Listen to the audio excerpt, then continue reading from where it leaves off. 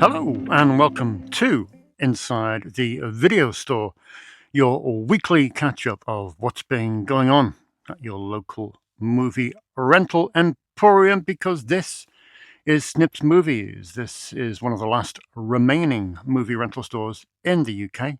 And I'm Dave Wain. I am the person in control of this strange and wonderful establishment. Thank you for joining me, as always. Great to see you, even though I can't. Busy week. Had a great weekend. Really good weekend. Loads of new customers. And yes, Saturday was nuts. It was another case. I mean, you may have seen the picture on Instagram if you follow me on Instagram. Well, don't forget, you can follow Snips Movies on Blue Sky, on Instagram, on TikTok, on Facebook, on YouTube, and on Letterboxd as well. So just in case you can't get enough of this cherubic face, you can stalk me on all those different apps as well, and you're more than welcome to. It is nice to have your company. Yeah, you may have seen the picture on Instagram where I was cradling the remaining 20 rental cases. You've seen the rental cases, haven't you? You know, these rental cases. They are pretty much, I don't know if I've told you this before, but when someone, if you don't come in here, when someone brings a DVD or Blu-ray to the counter, obviously the film pops out of the case that's on the shop floor, the retail case or the rental case, and then it pops into there, and this is the box that the customer takes home. Got Snips Movies on the front, got opening times and address on the back, and just a few rules and regulations. No late fees, flexible rental period. Please consider there may be other people waiting to watch this film. Aren't we polite? So yes, I was cradling the remaining, or the remainder, 20 cases, which is nuts. That's what I had left on Friday evening at 7 p.m. Saturday evening at 7 p.m. 20 cases. So that means somewhere in the reach of 500 cases in people's homes, which is nutty. But good, because that's what we want. Big shout out to my friends at 80s Video Store. 80s Video Store is in Derby, and they kind of have their own video store, but it's not active. It's just like a place for people to go and see what a video store was like. A bit unusual because, as you know, I am not a nostalgia fetishist. But people like that. People like to go and see and take their kids and say, "Oh, look, little Johnny. This is what we used to do when I was a kid." Of course, here at Snips, we can still do it. But hey, the guys over at 80s Video Store are doing really, really, really, really good stuff. Rob, the guy who runs it, and I must bow down to Rob because he has enabled me to order some of those film on loan tickets. As you know, or as you may not know, I am down to the bare bones, so much so I've had to find the secret stash in my back desk of film on loan tags that were so old and faded. They look really ratty, a bit like that one, to be honest. So Rob has managed to find a way for me to manufacture, or for him to manufacture for me. I think we're going to order about 250 brand new film on loan tickets because I need them, because I can see a day coming in the not too distant future where someone rents out a film and I can't put it back on the shelf because I haven't got one of these to stick on it. And without one of these, it would lead to all kinds of chaos. So thank you to Rob, who is going to sort me out with those in the coming months, which is exciting. Anyway, enough waffle. Let's crack on with what we're going to do today. And what we've got to do today is quite a lot, to be honest, because we have a mountain of new movies coming, mountain of new releases. It's an exciting week. I said to you repeatedly in the past few weeks, you're probably sick to death of it, whereby these next 3 weeks, 13th, 20th, and 27th of October are really great weeks for physical media releases. I think they're probably the peak of the year. A lot of genre movies, as you would expect in the build up to Halloween, but generally speaking, just some really, really good stuff. So we've got I think it's about 18 movies to go through, or 18 editions to go through with there.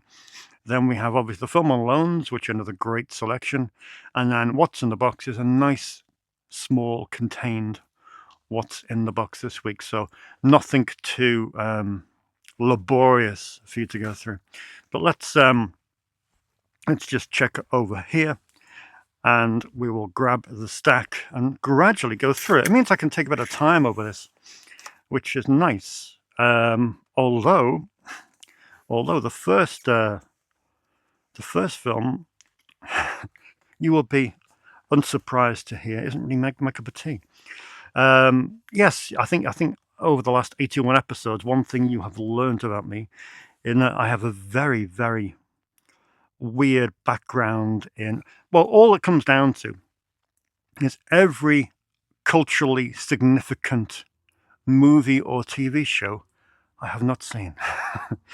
I had strange upbringing in terms of films, whereby I wasn't really into films. I didn't really get into films until my dad transformed this place into a video store. So I didn't get into films until 1995. I was 18. So when you're 18, you don't necessarily want to go back and look at iconic stuff you may have missed in the past. So I felt no compulsion to go back and look at Indiana Jones. Never seen Star Wars, Close Encounters, Top Gun. All the kind of tentpole movies that you would expect anyone who has. See, my parents didn't really watch films. My mum did, but my mum mainly watched TV movies. So TV movies I could tell you everything about. But films, she wasn't really into contemporary films. My dad didn't like films in any way, which is ironic, having bought a video store. So I had this strange upbringing whereby both my brothers had left home by the time I was 11. So I had no one really feeding me with the stuff that I should be watching. So I missed out on that stuff, and I've never been bothered really to go back and look at it, although I should. I've got many customers threatening boycotting this place unless I see certain films. And I will. I'll get round to it someday, but life is busy, and we have really weird stuff to come in. See, the weird stuff just turns me on. So Mission Impossible was never something that really did it for me. I think I saw one of them, maybe the Brian De Palma film. Did he do two? I don't know. But anyway, this I don't know what number this is. This 6 or 7 or 8, is it? Whatever it is, it's hopefully the final reckoning. Hopefully it does live up to its promise or billing. Mission Impossible: The Final Reckoning with Tom Cruise, directed by Christopher McQuarrie, who we know because he wrote The Usual Suspects. And we have 2 Blues and 2 DVDs on that. I'm sure it will rent like hotcakes because this is what people want, or it's what a segment of the population or the renting population want. So yeah, it's a big release. I've no doubt that this will be renting week in, week out until and over Christmas. Continuing with the contemporary releases, there's 3 others that I thought might be worth getting in, both of which I think only got released on DVD, which is unusual, but hey. We have Devil in the Dust, which is a Western, Arizona, 1859. Guy Pearce stars in this alongside Bill Pullman. We do like a bit of Bill Pullman. That's good news. But yeah, Westerns rent well. And the last Guy Pearce film, the one where he was in a prison, that rented quite well as well. So yeah, DVD, fair enough. But yeah, that is in as well. London Calling, another DVD, is in. Both of these have come from Signature, which seems strange because it seemed like a progressive label, but maybe Blu-ray isn't doing it for them at the moment, which is odd. We have Josh Duhamel, star of Transformers, apparently. He goes into hiding in LA because he's killed the cousin of London's top crime boss. Aidan Gillen stars in this, and Rick Hoffman as well. It promises to be a sharp, action-packed buddy comedy with bullets, banter, and a body count. Indeed. Yeah, that is London Calling, out this week on DVD. And finally, we have a film from Phil Claydon. Phil Claydon, you may know for... Didn't he direct Lesbian Vampire Killers? Is it that Phil Claydon? I think it is. He did another film as well that I really did quite like.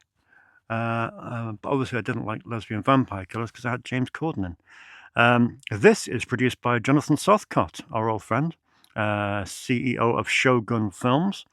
Kind of puts me off, the quote on the back saying the British Terrifier.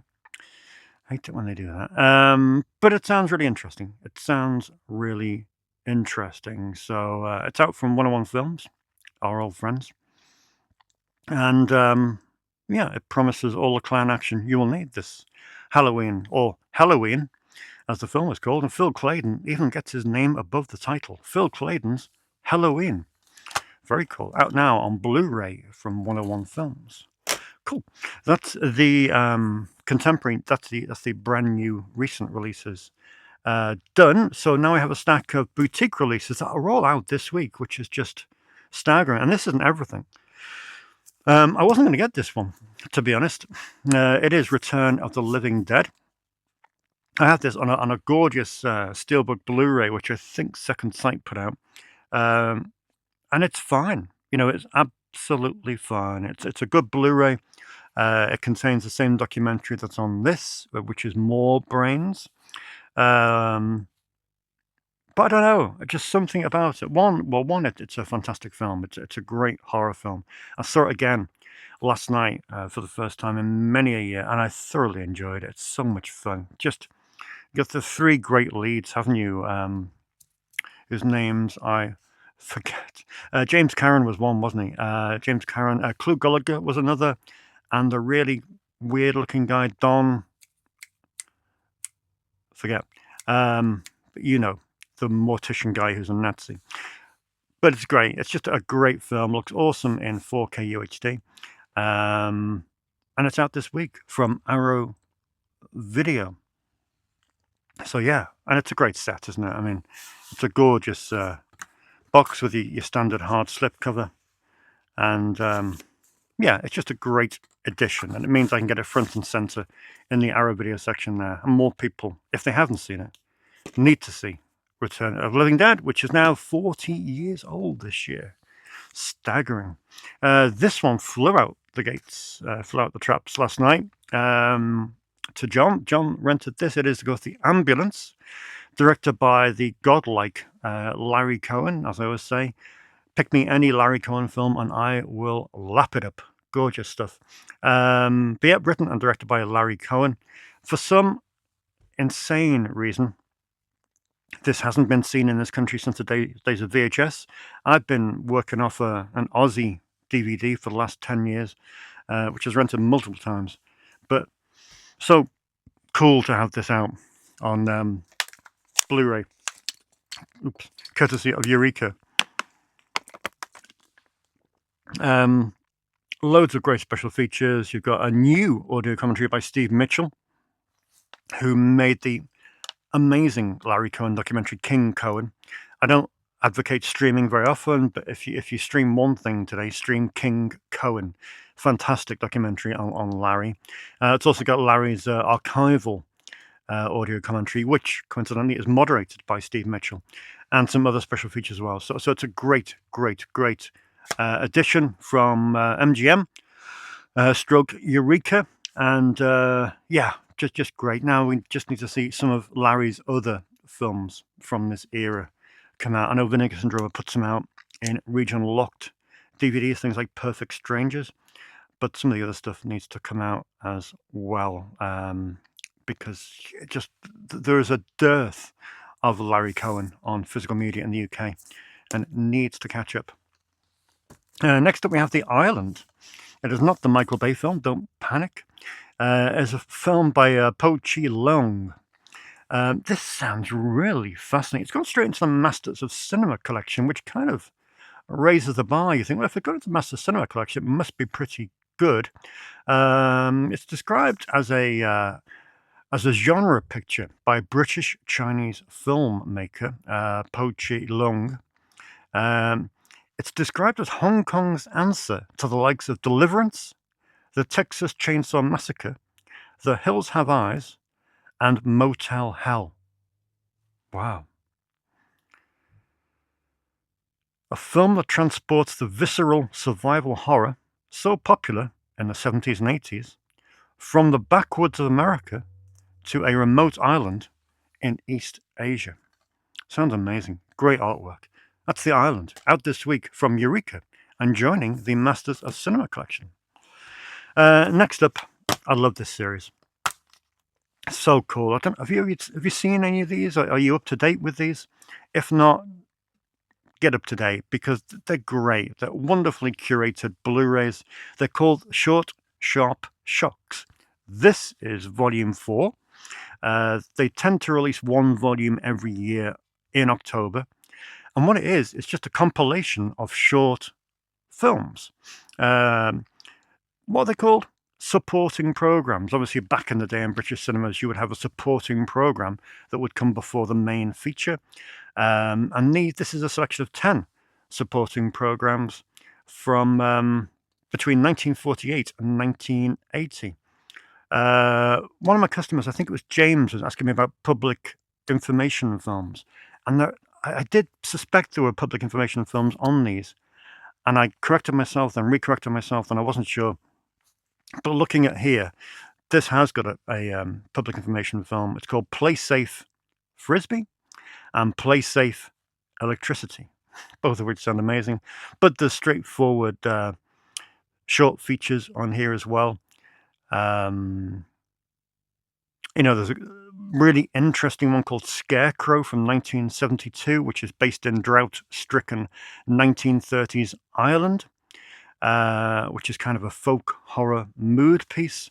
Really compelling stuff. I'm going to take this home tonight. Unfortunately, we got some slightly bad news today in that one of the projects we're doing for Arrow Video has been postponed because they can't locate a master that's of the requisite quality. So one of the films that we've been commissioned to do will be postponed. So I've got not loads of free time, but a little gap of free time between our next ATA commentary and our next Arrow Video commentary. So I'm thinking I'll have a look at this because I'm really desperate to have a look. And it's one of those great things that when you've had a long day like I have today, you can stick it on and just blitz a couple of shorts at once. It's not like a long thing. So Short Sharp Shocks Volume 4. Next up, we have one from Radiance. I think, wasn't the other Harry Kumel film meant to be out this week? I think it got postponed 2 weeks. Daughters of Darkness. But still, Malpertuis is out. I keep on calling it Malpertius, but I think it is Malpertuis. It's 1971. It's directed by Harry Kumel, Dutch filmmaker. And it sounds really interesting. It's about a sailor called Jan, who is home on leave. He's knocked out during a bar fight, and he wakes up in Malpertius, a Gothic mansion, presided over by his dying uncle, Casavius, played by Orson Welles. Sounds really intriguing. It's a gorgeous set, awesome artwork, typical hard box. Sounds great. Sounds really great. So, that is out this week from Radiance. I was completely unaware of this film before it came out. It's one of the cool things when you see announcements, you tend to sometimes you shrug because we're a bit entitled these days. Sometimes you shrug and you say, oh, well, I know that film. I don't need that film. Don't need to buy that. But sometimes you see films like this, you think, wow, that looks really intriguing. So that is Malpertuis, out this week. In one of those horrible slimline Studio Canal boxes with the flimsy slip, we have One Potato, Two Potato, film directed by Larry Pierce. and starring Barbara Barry and Bernie Hamilton. It's a interesting Academy Award nominated study of interracial marriage in the 1960s. Sounds interesting. Sounds very interesting. Again, unaware of this, but eager to watch it because it does sound like a great piece of drama. It's One Potato, Two Potato, out on Blu-ray from Studio Canal. Hammer they do charge a fair whack for their latest editions, don't they? I'm kind of after a copy of Blood Orange, but it's it's a lot of money. It's currently £35 on 4K UHD, and I just kind of want a standard Blu-ray. It's obviously good film, good legacy, good history, but you can't really justify spending that amount of money for what is essentially second-tier Hammer. So we'll see what happens with that. Curse of Frankenstein, though, is top-tier Hammer. I think I did have a Blu-ray of this from Optimum, maybe, that came out recently. Sorry, about 10 years ago. But it's great. This is a great upgrade. We have a 3-disc Blu-ray with, I think there's 4 versions of the movie on this. No, 3 versions, all with different aspect ratios. There's 2 commentaries on one disc. There's 2 commentaries on another disc. There's a 3rd disc stacked with special features. I mean, it is a pretty much definitive release. So yeah, they seem to be doing well with their massive big boxes that they put out for 50, 55 quid. But to me, this is perfectly adequate for a rental store. And like I say, it is pretty much the definitive release of that movie. And next up, we have the latest addition to the Criterion Collection.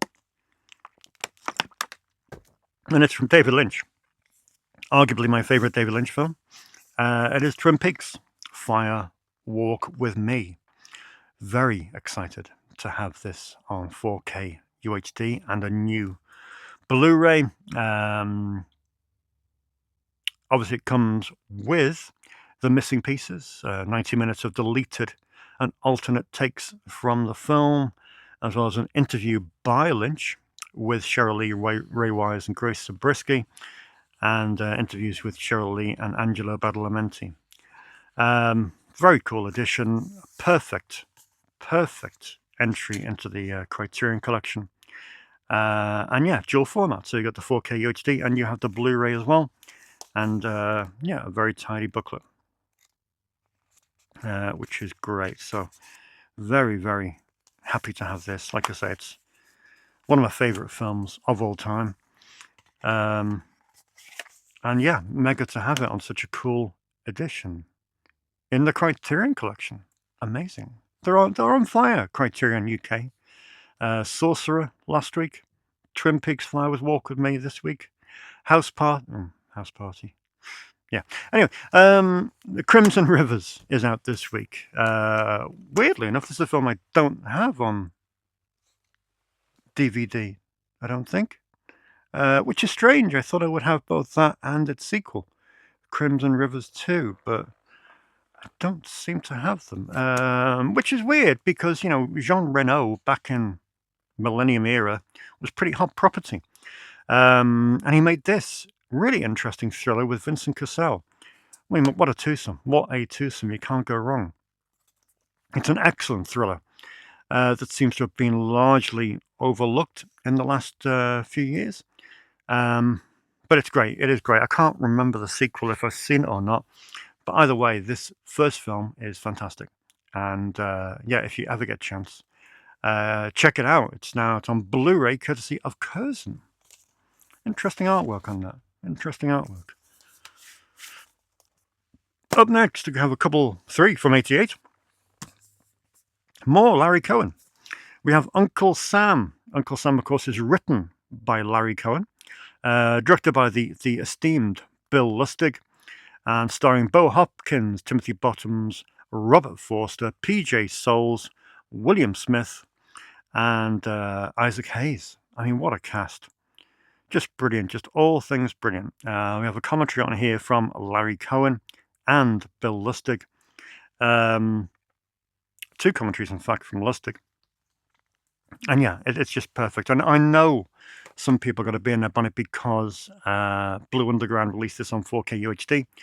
This is just meager Blu-ray, but it's adequate. It is perfectly adequate. So it is Uncle Sam, a really excellent and little seen slasher from Bill Lustig that deserves to be seen. Absolutely.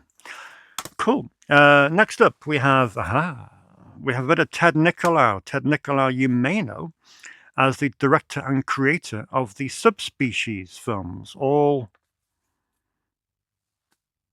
5 of them, and its spin-offs like Vampire Journals and all that. But yeah, Ted Nicolau is, I don't know, we kind of called him Charlie Band's right-hand man because he's been there from almost the very beginning.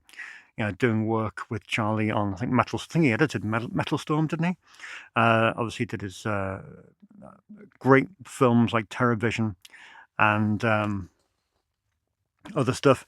But Bad Charles is fantastic. Obviously, it does contain a very recommendable audio commentary from myself and my co-conspirator, Matty Budrewicz, and also an audio commentary by Ted Nicolau as well. But it's a great addition from 88. I love the way they're putting these full moon films in these Scanavo cases and the nice hard slips as well. They really do give a bit of quality to these films. Shadow Zone, they did the same with Seed People, they did the same with, and they'll be doing the same with Crash and Burn, which recently got announced, which he also did an audio commentary for.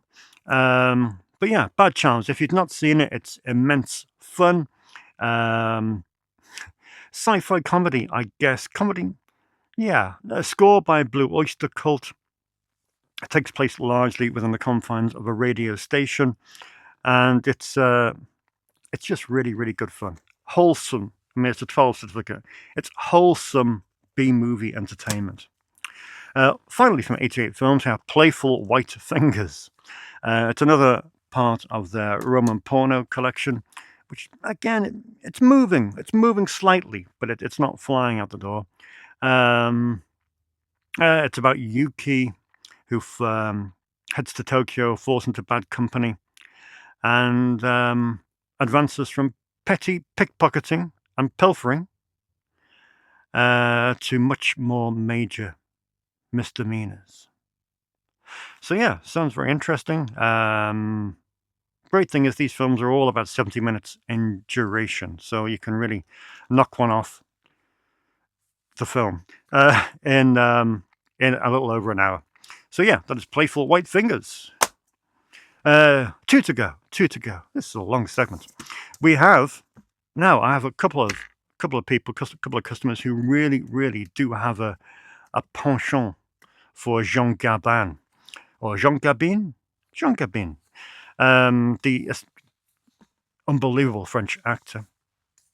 And here we have a first timer. We have Le Quai de Brume, mispronounced terribly, no doubt. It's the latest in Studio Canal's Vintage World Cinema collection. Gabin plays a deserter from the colonial army, arrives in Le Havre, hoping to vanish from the world. But he finds refuge, meets a lady, and love sparks between them. But there's an element of tragedy in this as well, don't get me wrong. So yeah, that is Le Quai de Brume, out this week from Studio Canal on Blu-ray. Finally, arguably the best till last, it is the second volume of Radiant's Die-Gothic set. Volume 1 came out last year, I think it did. This is Volume 2. We have 3 more Japanese ghost stories, all ranging from between 1960 and 1970. Let me show you what's in here. We have the Ghost of Kasane Swamp, which sounds delightful. We have the Haunted Castle, and we have the Demon of Mount Oa. All brilliant stuff, all epically curated by Fran Simeone and his Radiance crew. They're one label which, if they've picked a film to release, they they heartily adore it, and you know, there's no fat on that label. So yeah, that is Die Gothic Volume 2, out this week on Blu-ray. Very exciting. Come and rent these box sets. All you do is just cherry pick the sets, pick 1 or 2 films from the box set and bundle it up for you, and then you know, enjoy. So yeah, what a great week. Jesus. Next week isn't so much on the boutiques, it's more to do with the contemporary releases. But still, it's yeah, brilliant. Okie dokie. What's up next? We have Home Alone. Another great selection. What do we got? Yeah, I had a customer, nice guy. Customer and said on Friday, he said, "Do you know, you tend to stock many of the films discussed by Red Letter Media. I think Red Letter Media are the guys that really rip films to pieces, aren't they? Are they the guys that take the mickey?" And I said, "Yeah," but I explained to him I don't really like what Red Letter Media do. I appreciate they're bringing attention to films, but I never like to see films getting ripped to shreds. Just doesn't do it for me, really, because no one sets out to make a bad film.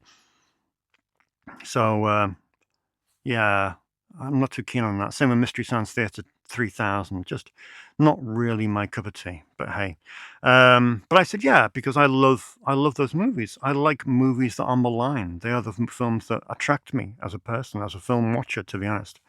Because he highlighted, or he rented, Hack-O-Lantern, the Jag Mundra film. I'm a big fan of Jag Mundra for all his erotic thrillers that he did in the 1990s. But he started out on Hack-O-Lantern, which is an interesting little horror film, to be honest. Well worth a look. Came out 88, was it? I think it was. But yeah, interesting piece of work. This was put out by Massacre Video, the much maligned Massacre Video. And yeah, it's a great restoration, and it's well worth a look. Harmony Korine films go out very well. Yeah, just people are really into his work, whether it be Gummo, whether it be Julian Donkey Boy, whether it be the film he wrote, Kids, or whether it be, what's the other one called? Mr. Lonely. They all tend to, there's always one out, pretty much week in, week out, which is good to see. But here's Julian Donkey Boy going out again. Mark, who went through the entire Godzilla collection with his son, has now moved on to Gamera and is enjoying it just as much, I think. But yeah, if you have a passion for Godzilla, the classic Godzilla films, I would definitely recommend you go on to Gamera. It's really good fun. And I think I've got about a dozen Gamera films in stock, something like that. Next, I mean, this film just rents like mad. It's crazy. Skinamarink. I always say to my customers who rent it, I said, I didn't like this. I did not like it. But there are people that do like it. I'm yet to meet one in person, but there are people that like it. It's an interesting piece of work. It's ambitious. It's different. It dares to be different, and they should be applauded for that.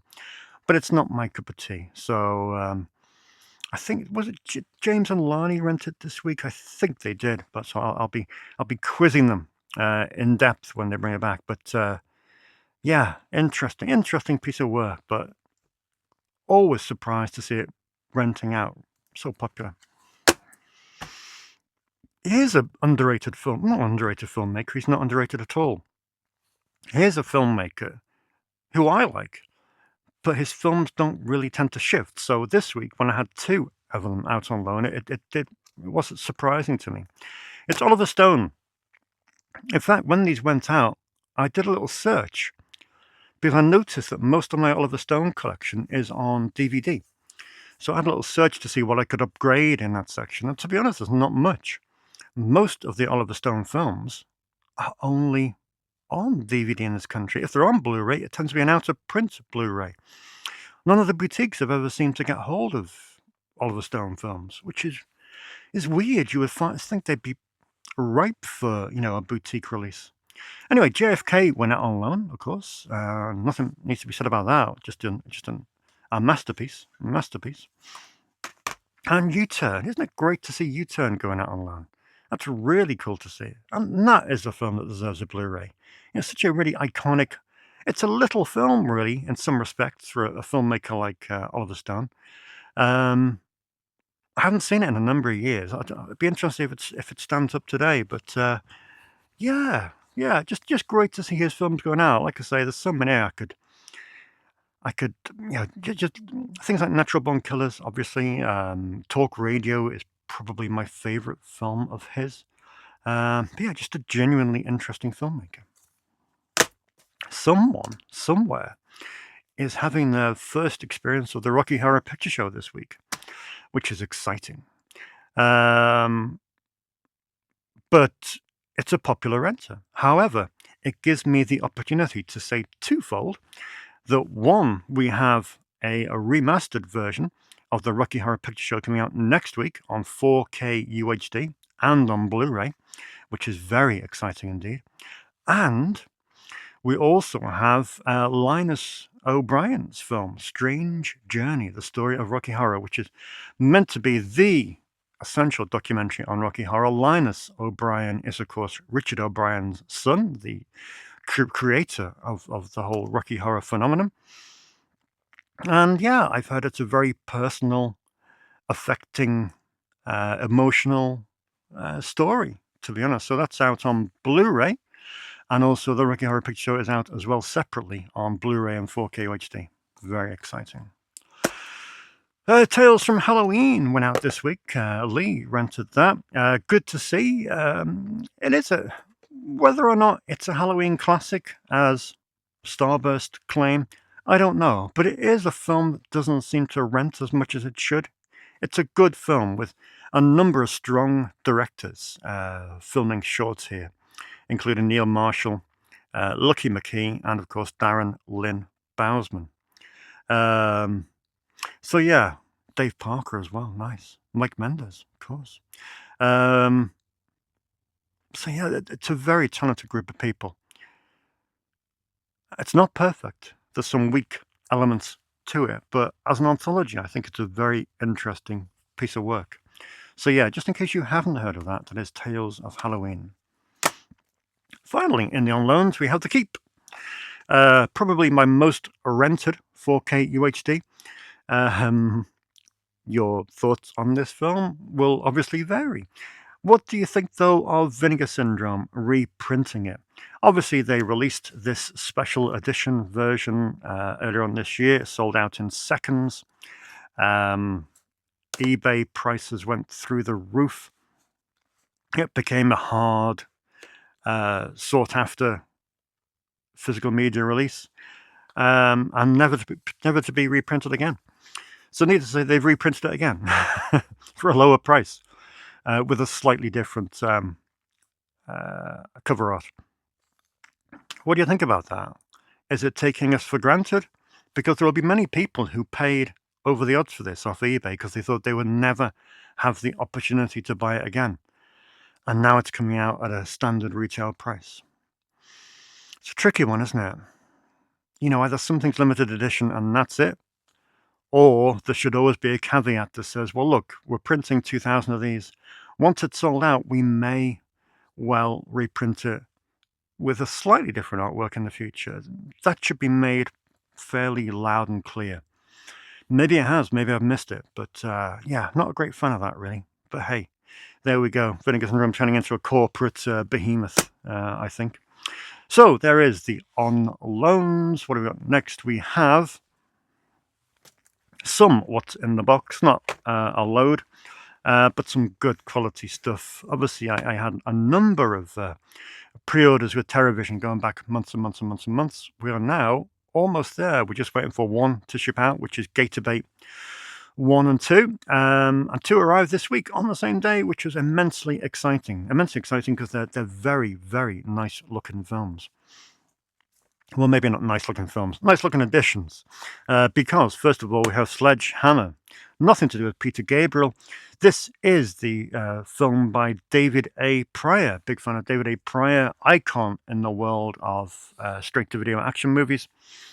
I mentioned him 2 weeks ago when I mentioned David Winter. the choreographer slash producer. They went into business, forming Action International Pictures. They released lots of cool but very low budget action movies. And this is David A. Pryor's first film, I think. And I think, I may be correct, I may stand corrected, as I often do. I think it was the very first film that was released that was shot on video. Am I completely wrong with that? I think it was the first shot on video film released onto video. So in the whole shot on video explosion that went from 84 through to, well, arguably present day, I think this was the first one. It's an interesting piece of work. There's a lot of slow motion in this, but it's a seminal film. It's a seminal film, and here it is, 1983. This is, sorry. So yeah, be looking forward to see this one again. It has been a while. It has been a while, but yeah, I shall have a look at this either tonight or tomorrow. That's Sledgehammer from David A. Pryor. Again, another wonderful release from Terrorvision. Very nicely done. Also from Terrorvision, we have Invader. Now, this is what I like about them. They do these contemporary releases every now and then, whereby they put out films that ordinarily might not get a good release off the studio. And Invader's one of those, really. You may have heard of the guy that directed Invader. It's Mickey Keating, isn't it? Yeah, Mickey Keating. I've got a couple of his films. One is called Carnage Park, which is well worth a look. And the other one, I've completely forgotten the name of. I even looked at it before, but I've forgotten it. And it's a great film because it's produced by Larry Fessenden. Darling. Darling is the film. It's great. It's 70 minutes. It's tight. And yeah, it's a really classy piece of work. So yeah, if you're looking for a good indie filmmaker to follow, you could do a lot worse than follow Mickey Keating. This is his latest. It's called Invader, 2024. It's produced by Joe Swanberg. Joe Swanberg, of course, you may know from the Mumblecore movement about a decade and a half ago. But yeah, interesting sounding film. It's nice to see stuff like this, little indie films, get really well looked after by a company like Terrorvision. So well done to them. That's great news. It's a lovely addition too. Upgrade this week, thanks to Dominic for giving me the heads up that this was out on Blu-ray. It completely eluded me. But yeah, it is The Vanishing, George Sluice's film that he later remade with Kiefer. I've been hanging on to my DVD for a decade and a half,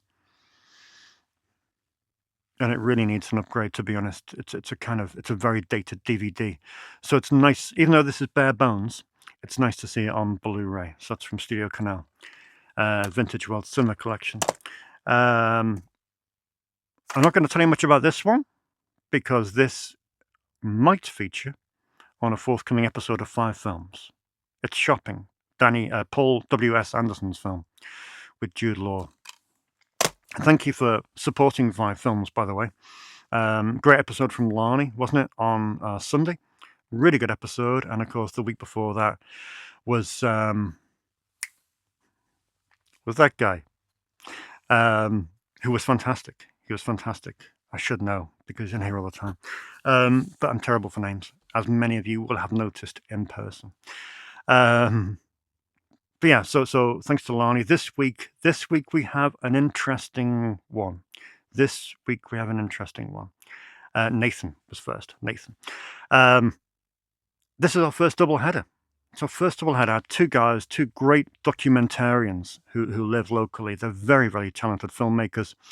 And they kind of came along, they wanted to do it. And I said, well, how do you want to do it? Do you want to do it one each? Or, And in the end, we had a bit of a chat. And we said, well, let's do it together. So that these two guys did it together. They picked one each and then a collaboration at the end. And I think it really, really worked. I think it's a really, really strong episode. So Check it out. Episode 3, season 2 of 5 films, which is coming this Sunday, and it features Dylan and Dan. And I hope you'll agree with me. They are both fantastic.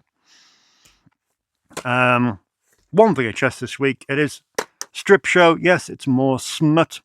This one is directed by Richard Stiles. It's called Strip Show in this country, although in America it was called Midnight Tease 2. Which is a bit weird because they released Midnight Tease 1 as Midnight Tease in this country. And the same label released Strip Show. Why they didn't call it Midnight Tease 2? I do not know. Anyway, Strip Show is here. The great pedigree. You got Tanya McClure in it. You got Ross Hagen in it. You got Gary Graver as the DP. And you have Jim Wynorski producing. So yeah, cool. Strip Show. Comments. How are we doing for time? I think we're all right, aren't we? We're not overrunning. We're good. 4 minutes to go. 4 minutes to go. Let's wrap up these comments that you've been so gracious to put. I'm just going to go on to the video to read these because sometimes they don't all tend to appear on my comments section. So let's whack on pause there and let's scroll down. Murdersville, thank you. Hard 8 has a Spanish release with dubious origin, and it also has an imprint release, but I think that's out of print. You're right. I missed the imprint release. I didn't realize. I went on eBay after you suggested it. That's going for crazy money. But still, I put a notification on my eBay account to say that if there's any listed, it'll give me a shout. So fingers crossed I can pick one up not too expensively in the near future, because that would be the only PTA film I don't have on Blu-ray, and that would be a nice way to finish upgrading his section. So thank you for that, Murdersville. Truly appreciated. Roxy and Paddy rented the It's Alive trilogy by Larry Cohen. They thought 1 and 2 were great, but Island of the Alive just really goes for it. Great performance from Michael Moriarty. I agree. Anyway, a Larry Cohen section should definitely be at Snips. I know, it really should. The problem is that Larry Cohen has films in some very definitive sections, so I'd have to rob those sections to build a new section. So need to think about that one, though. I must lend you the Michael Moriarty film that Larry Cohen did as part of the Masters of Cinema collection. I think it's called Pick Me Up, isn't it? It's a great little hour-long thing. It ended up being Larry Cohen's last directing gig, so I must lend you that, Roxy. Del Bongo says, Dave, I found your comment about whether or not you'll keep hold of Boneface fascinating. How often have you ditched a title like that, only to have someone come in for it not that long afterwards? It depends, Del Bongo, to be honest. Every now and then, I mean, it's rare that I get rid of stuff. It is rare that I get rid of stuff, because like in the contemporary releases, considering I was getting 15 new titles a week 10 years ago, now I'm getting maybe 2 or 3, because that's literally the only contemporary films that are coming to DVD and Blu-ray. It is pretty much all boutique releases of films from a previous lifetime. Yeah, it's rare. It's rare because most of these little films are quite forgettable. The horrors I'm guilty of hoarding. I do tend to keep most of those. But just lately, I've been getting rid of stuff. And what did I get on? I think I disposed of my copy of Parker, the Jason Statham film, the other day. Because there's just I know many of you will be shouting at the screen at me, but there are some films that have no, I want to say use, but that sounds really harsh. No demand. Some films, there is no demand for them here, and I can't see there ever being any demand. Things like noughties romantic comedies, things like fairly generic action films with Jason Statham, people like that, stuff like that. I'm not sure if it's worth hanging on to. And when you're short of space, and when it's about curating an archive that is full of stuff that really, really deserves a place, like 1313 UFO Invasion, you have to make hard decisions. So it's a tricky one. But, c'est la vie, isn't it? Most films made beyond 2010 seem to be lingering on streaming services. So people always have an opportunity. Anything made before then is a different question. So I always check about the streaming availability first, but I don't know. It's difficult. There's no right answer. There's no right answer. It really depends on my mood and how vicious I'm feeling on any one day to cast aside a film. Andy Phantom Sofa Cinema. I don't know why, but I can't get into PTA stuff after Magnolia. Controversial. Can't get into Punch Drunk Love or Licorice Pizza at all. Interesting. Phantom Sofa Cinema. Yeah. I mean, every filmmaker isn't for everyone, and there's no harm.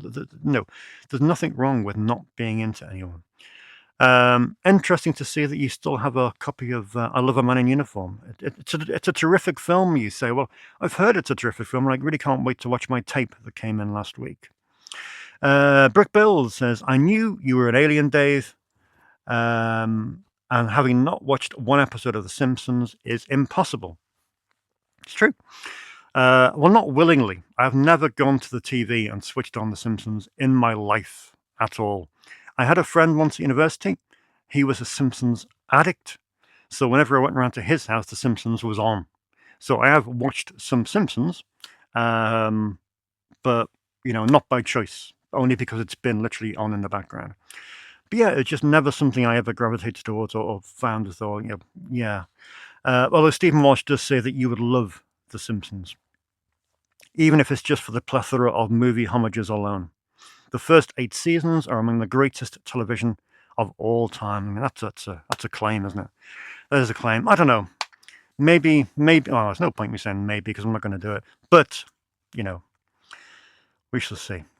And finally, we have Neil, Saturday Neil. So, Dave, entertain me for a moment and imagine, if you will, a little coffee shop sprouting up like a ghoulie from a toilet in the room beyond the perfectly curated horror section. Wouldn't that be wonderful? So Neil reckons I should stick a little coffee shop just behind that black door. That's tempting. It's been discussed in the past. One of my customers was, I don't know if you're familiar with the TV chef, Nisha Katona, who owns the chain of amazing Indian restaurants called Mowgli. But Nisha, when she had far less restaurants to run, used to be a good customer. And she would often come in and say, Dave, you need to get some kind of coffee situation going on here. But it's difficult. It's difficult. There's so many rules and regulations. I'm not a person that likes rules and regulations, as you may have guessed. So I like the idea. I like the idea a lot. I like the idea of someone coming in, grabbing a coffee, self-service, and having a wander around and then spilling it over a priceless Blu-ray. I like the concept. I think it perfectly fits with what I'm trying to create, which is a place where you don't just come in, pick a film and go. You can hang around, you can chat to me, you can chat to another customer, you can have a sit down, you can have a scroll through your letterbox watch list. I like the idea, but there's complications. But it's certainly something I would never dismiss initially. Who knows? It's something to think about.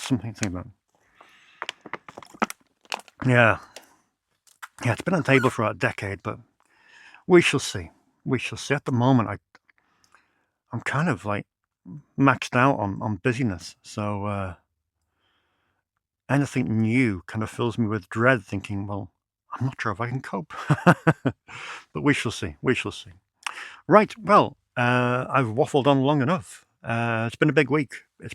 I hope some of you get the chance to come down and rent some movies, because there's a lot of good stuff in this week.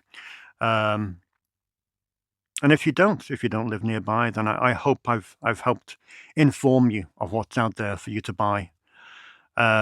Because some brilliantly curated stuff indeed. Okie dokie. That's enough from me. I'll let you get on with your Friday, Saturday, or Sunday evening's entertainment. And as usual, I will see you with another stack of physical media in 7 days' time.